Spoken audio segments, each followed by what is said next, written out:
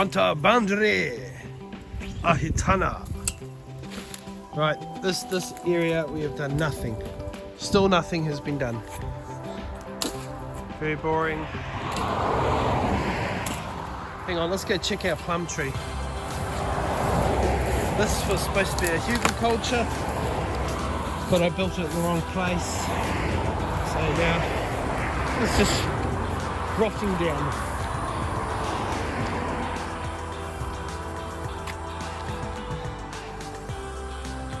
My Coe's Golden Drop plum, a bit mossy.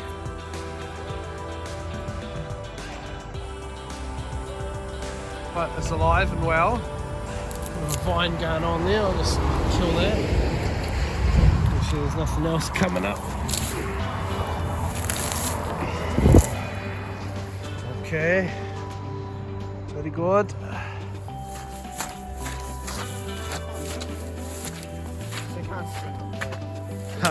It's all boggy, I don't really like that area. It all runs off down here and just collects right in there. You wouldn't believe that there was an old hotel right where we're standing. Big double-story one, and it took up the whole section. But anyway, onwards and upwards. Tier 2. And that was back in the 1800s for those interested in history things. Oh, did I stand on egg? Chicken. I have the chickens roaming around. Ahitana, get that bottle out of the creek for me, please. I just pointed to it. You can get it. So I have the chickens roaming around up here, and they scratch up everything. It's tidier but messier at the same time. My abandoned worm farm. Ah, chicken. Chicken. But yeah, just need to keep working at this area. But I haven't done nothing down here. I've sort of mainly been focused more on the upside. I mean, up top there.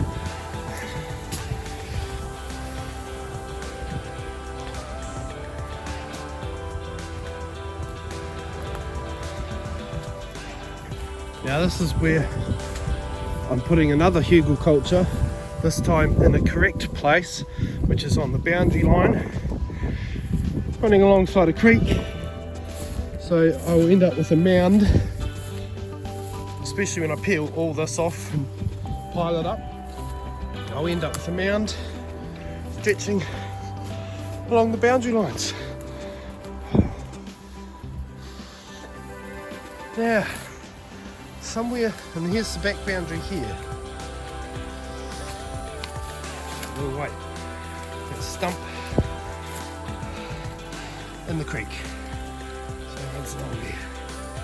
And somewhere in there, Ahitana, in there where those trees are probably, is where I want to put that, maybe where that cave is. That little cave.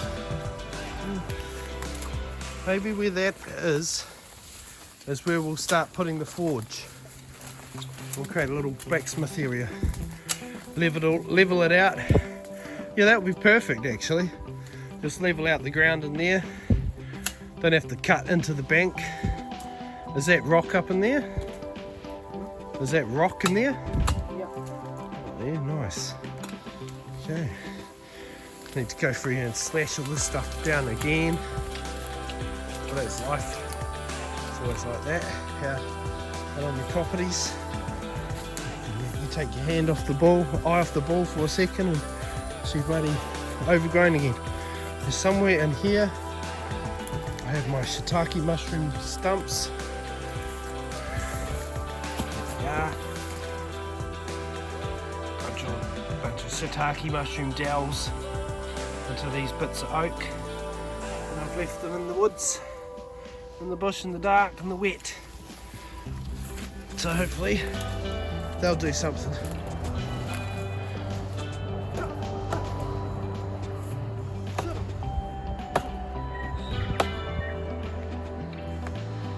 Another new thing I've done is I brought bits of guttering accessories And I finally put my guttering up on the shed. So that's that done. It now goes into the drain,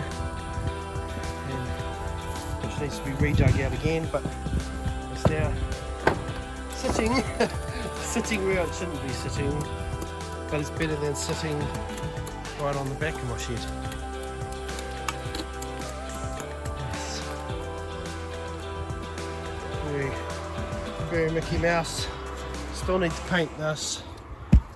It's wet, that's gross. That's real damp and needs to be painted. Whereas this one, it's got a seal, this one isn't.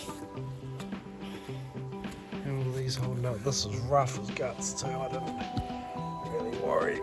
I just slapped it up. Oh, that's really good. That is, eh? Oh, that's solid is. Just the bottle Ahi rescued from the creek. So what have we been doing in here, Ahi? What's the thing we were working on here? What? What's it called? Insulation.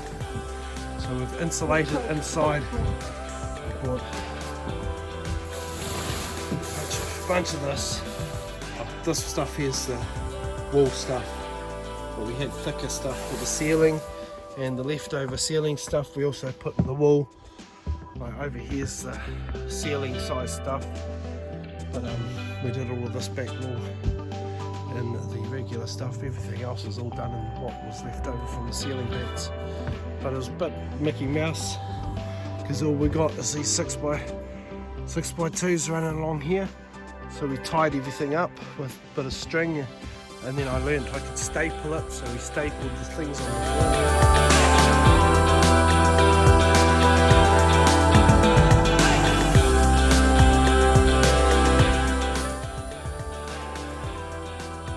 Stapled up sheets for the moment until I get the jib all sorted out, and that will stop any dust particles or minimise them because they still get a bit. And I'm just going to tidy up these areas in here. I've left this area uninsulated for now. The reason why I haven't rushed to go do the jibbing is I want to put some wiring in for my lights. I want a light up there, and a light up there. And I want a power point over there, and I want a power point over here. I don't think I'll be connected to the mains unless it's by extension cord. So I have to rig up something that takes extension cord AC and DC from the solar panels, which I have a solar panel, which is only an 80 watt, but it does do the job. The battery that I had for it is not very good. It's died, so I need a better battery and potentially eventually get a better setup, solar setup. Hey. Next step 2 is do the decking. Maybe some sort of better way to stop rain coming in, because all of the front decking gets soaked when the rain comes in sideways, and now it's raining.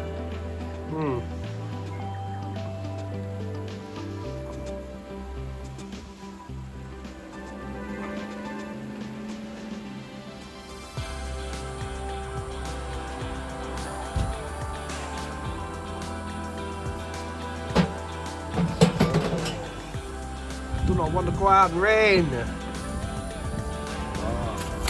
Oh, you nearly slipped up. Yeah.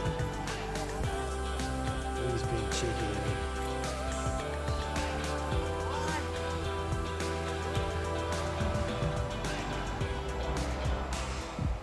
So down there, see that pile of grass? Eventually that pile of grass, underneath that pile of grass is a Hawipa clay. Those who have been paying attention to what I do here, that hole I dug out, and there's a pile of clay under there. And all that pile of clay is eventually going to end up in here, mixed up with sand and straw to form cob, and they're going to form the walls for my kitchen, which I want to be a sort of half open-aired kitchen, indoor-outdoor sort of kitchen, but not connected to the main, so everything's separate from one another, because there'll be a kitchen there, and then down, basically in between that area, those two bushes over there, which goes down there, I want to build a toilet and then a bathroom. So a toilet in between there and a bathroom just down the other side there.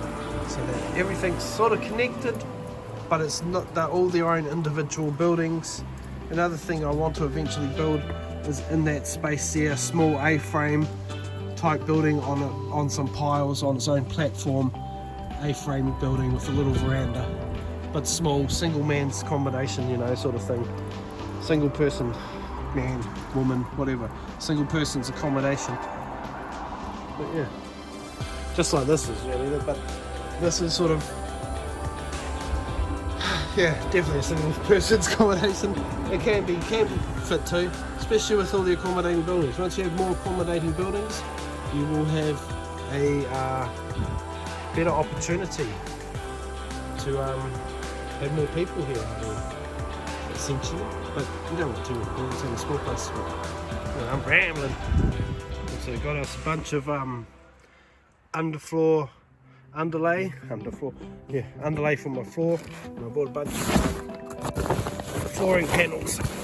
There's a bunch of wooden laminated flooring panels, which I'll do the floor in here too, and that will look nice once the jib's done. Once I've done the jib and painted, that will be done. So I need to do the wiring, then the jib, then the painting, finishing off touch. No, that's after the floor.